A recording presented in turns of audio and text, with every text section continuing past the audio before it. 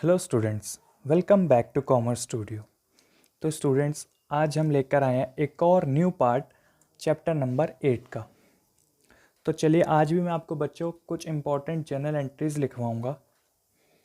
चलिए फिर लिखते हैं। बच्चों, ये जो मैं आपको जर्नल एंट्रीज लिखवा रहा हूँ, मैं आपके पहले कॉन्सेप्ट क्लियर कर रहा हूँ। उसके बाद हम जब क्वेश्चन प्रैक्टिस करेंगे तब आपको समझ आएगा कि मैंने जो जो जर्नल एंट्रीज आपको समझाई है सारे क्वेश्चंस उन्हीं बेस पे हैं। चलिए, फर्स्ट एंट्री, कभी भी अगर सेल ऑफ फिक्स्ड एसेट हो इन कैश और बैंक, तो उसकी जर्नल एंट्री क्या बनती है। तो बच्चों, अगर आप कोई भी फिक्स्ड एसेट बेचोगे तो उस केस में पैसा आएगा या फिर चेक मिलेगा तो बैंक डेबिट होगा, और जाएगा क्या, तो सर जो चीज़ हम सेल कर रहे हैं यानी to fixed asset account. Clear हो गई journal entry. Debit what comes in, credit what goes out. तो आया हमारे पास कैश और गया हमारे पास से फिक्स्ड एसेट, इसलिए ये जनरल एंट्री ऐसे पास हुई। सेकंड एंट्री, अगर कभी हम परचेज कर ले तो क्या होगा सर। तो purchase of fixed asset by cash या फिर बैंक। अगर हम परचेज करते हैं तो क्या होगा, हमारे पास फिक्स्ड एसेट आ जाएगा, तो fixed asset account debit to, और जाएगा क्या, फिक्स्ड एसेट आ जाएगा और जाएगा क्या, या तो हम उसको कैश में पे करेंगे या फिर चेक से पे करेंगे, तो बैंक अकाउंट। क्लियर हो गई। ठीक है। इसके बाद कभी कभी ऐसा हो सकता है कि आप सेल करो, सेल ऑफ फिक्स्ड एसेट, या तो आपको उस केस में प्रॉफिट होगा और या तो लॉस होगा। तो ऐसे केस में क्या करेंगे आप, कैसी जर्नल एंट्री पास होगी। अगर आप कोई फिक्स एसेट बेचते हो और उस टाइम पे आपको प्रॉफिट या लॉस होता है, तो सबसे पहले तो बच्चों सेम एंट्री यही वाली होगी, क्योंकि पैसा आया तो कैश अकाउंट डेबिट, अगर चेक मिला तो बैंक अकाउंट डेबिट, और टू गया क्या, तो टू फिक्स्ड एसेट गया कोई, तो वो चीज़ क्रेडिट हो जाएगी। ये एंट्री तो होगी ही होगी। अब अगर आपको प्रॉफिट होता है तो वो चीज़ आपको to profit and loss account, bracket में प्रॉफिट आप चाहो तो लिख सकते हो, यानी प्रॉफिट को आपको क्रेडिट करना पड़ेगा। और कहीं अगर आपको लॉस होता है तो फिर उसको आप डेबिट करते हो, profit and loss account, bracket में लॉस दिखा के डेबिट कर सकते हो। क्लियर हुई ये बातें। यानी अपनी पहली वो वाली सिंपल वाली entry, cash account debit to fixed asset account, और उसके बाद अगर प्रॉफिट है तो क्रेडिट कर दो और अगर लॉस है तो डेबिट कर दो। क्लियर हो गई ये बातें, तीनों जन एंट्री समझ आ गई। चलिए इसको नोट डाउन कर लो अब आप। ठीक है, फिर मैं आपको आगे और जनरल एंट्रीज समझाता हूँ।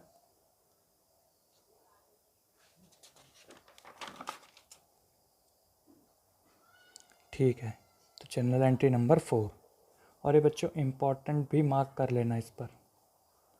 क्या है, अगर expenditure on installation of machine and on construction of building होता है तो क्या होगा। ये बच्चे इंपॉर्टेंट है। ठीक है, कभी भी अगर आप कोई भी एक्सपेंस करते हो अपनी मशीन को इंस्टॉल कराने के लिए या फिर अपनी बिल्डिंग को कंस्ट्रक्ट कराने के लिए, तो उसकी जनरल एंट्री क्या पास होगी। तो उसकी जनरल एंट्री पास होगी, या तो आपने मशीन अगर इंस्टॉल कराई है तो मशीन अकाउंट डेबिट, और अगर बिल्डिंग करी है तो कंस्ट्रक्ट, तो बिल्डिंग अकाउंट डेबिट हो जाएगी। टू जाएगा तो आपके पास से कैश, तो टू कैश अकाउंट। आपको ये चीज़ ध्यान रखनी है कि एक्सपेंडिचर नहीं लिखना आपको। नॉर्मल एक्सपेंडिचर है तो फिर आता expenditure account debit to cash, लेकिन अगर इन दो एक्सपेंस में से कोई एक एक्सपेंस आप करते हो तो आपको ऊपर वो चीज़ डेबिट करनी पड़ेगी। ठीक है, चलिए फिफ्थ एंट्री देखते हैं अब हम। आउटस्टैंडिंग एक्सपेंस अगर होते हैं तो क्या एंट्री होगी। तो बच्चों वैसे आपको आउटस्टैंडिंग का मतलब पता है, नहीं पता तो मैं एक और बार लिख देता हूँ, स्टिल टू बी पेड, यानी अभी भी हमको उस चीज़ को पे करना है। ठीक है, तो इसकी एंट्री क्या होती है, इसकी एंट्री होती है expense account debit to outstanding expense account. Example के तौर पे अगर मेरी सैलरी आउटस्टैंडिंग है तो salary account debit to outstanding salary. Clear है? ठीक है, चलिए इसी तरीके से आउटस्टैंडिंग के ही हिसाब से अगर कभी प्रीपेड हो जाए तो, जिसको हम अनएक्सपायर्ड भी बोलते हैं, यानी कि हमने पहले ही एडवांस में किसी को पे कर दिया है, कोई खर्चा एडवांस में ही पे कर दिया है, तो उसकी एंट्री होती है प्रीपेड एक्सपेंस अकाउंट डेबिट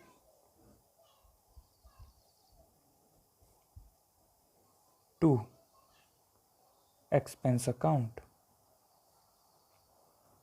मतलब अगर हमने किसी को रेंट एडवांस में पे कर दिया है तो हम उसकी एंट्री करेंगे prepaid rent account debit to rent account. ठीक है, चलिए इन एंट्रीज को भी अब आप नोट डाउन कर लीजिए। ठीक है, आपने कर लिया होगा नोट डाउन, वीडियो पॉज करके। हम आगे बढ़ते हैं। तो 7th एंट्री, अगर कभी एक्रूड हो जाए, एक्रूड इनकम हो जाए, या फिर हम जिसको बोलते हैं income earn but not received, अगर ऐसा कभी हो जाए कि हमने इनकम को कमा तो लिया था, यानी जितना पैसा हमें वो काम करने का मिलना था हमने वो काम तो कर दिया, लेकिन अभी वो पैसा नहीं मिला, तो ऐसे केस में क्या एंट्री होती है, ऐसे केस में एंट्री होती है accrued income account debit. Income कुछ भी हो सकती है, वो कमीशन हो सकती है जैसे, तो accrued commission account debit to commission account या फिर इनकम अकाउंट।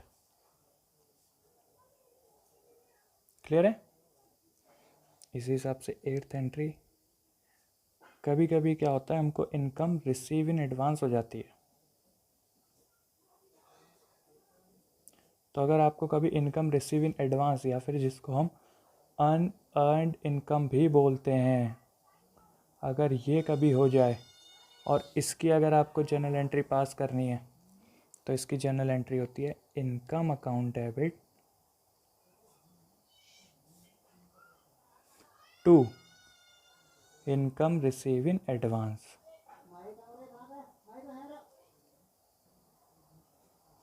इन एडवांस अकाउंट।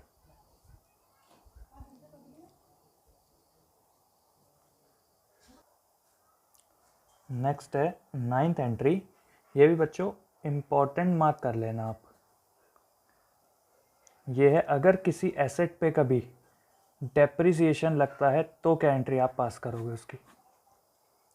तो उस चीज़ की एंट्री पास होती है बच्चों depreciation account debit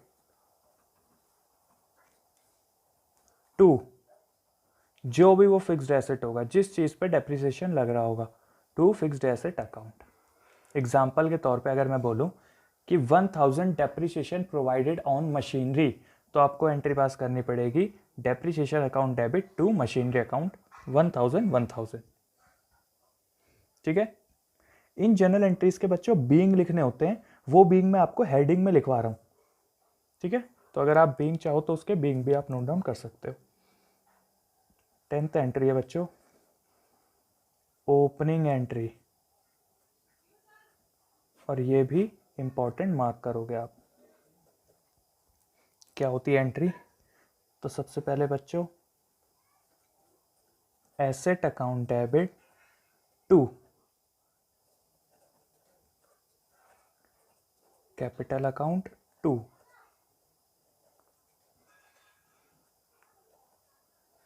liabilities account. इसे हम ओपनिंग एंट्री बोलते हैं। कब पास करी जाती है बच्चों? जब एक अकाउंटिंग पीरियड ख़त्म होता है, यानी कि 31 मार्च को, और उसके जस्ट नेक्स्ट डे यानी 1 अप्रैल को एक न्यू अकाउंटिंग ईयर स्टार्ट होता है, तो उस टाइम पे ये एंट्रीज हमें पास करनी होती है, ये वाली, ताकि हमारे जो पिछले साल के एसेट्स और लाइबिलिटी और कैपिटल थी उनको हम इस साल ओपनिंग माना जाता है। इस साल उन एसेट्स को हम यहाँ पे इस ईयर में लेके आते हैं इस एंट्री के बदौलत। ठीक है, तो बच्चों आज मैंने आपको कुछ 10 एंट्री कराई। अब मैं आपको ज़रा एक बुक का कुछ दिखाना है आपको। जैसे बच्चों चैप्टर 8 जो हमारा जर्नल, इसमें इन्होंने पार्ट ए, बी और सी 3 पार्ट्स में इसको डिवाइड किया हुआ है। तो हमने अपना पार्ट बच्चों ए ख़त्म कर लिया आज। ख़त्म इन द सेंस हमने कॉन्सेप्ट वाइज इसे ख़त्म कर लिया है। अब हम इसके काफ़ी सारे क्वेश्चंस करेंगे नेक्स्ट क्लास से। ऐसे ही फिर हम ये जीएसटी छोटा है और फिर इसके क्वेश्चन हम करेंगे। ठीक है बच्चों, तो नेक्स्ट क्लास के अब हम कॉन्सेप्ट ख़त्म हो जाने के बाद अब हम इसके क्वेश्चंस ट्राई करेंगे और आपको होमवर्क भी दूंगा। बच्चों नेक्स्ट क्लास को स्टार्ट करने से पहले मैं आपसे ये उम्मीद करता हूँ कि आप ये जितनी भी मैंने जनरल एंट्रीज पढ़ाई हैं चैप्टर 8 में, उन सारी जनरल एंट्रीज को एक बार आप रिवाइज़ करके आओगे। अगर आप वो रिवाइज़ करके आओगे तो नेक्स्ट क्लास आपको बहुत ईजिली समझ आ जाएगी। ठीक है, ठीक है बच्चों, चलिए आज के लिए आपको कोई होमवर्क नहीं है, सिर्फ आपको ये एंट्रीज रिवाइज़ करनी है। हम मिलेंगे नेक्स्ट क्लास में। थैंक यू बच्चों।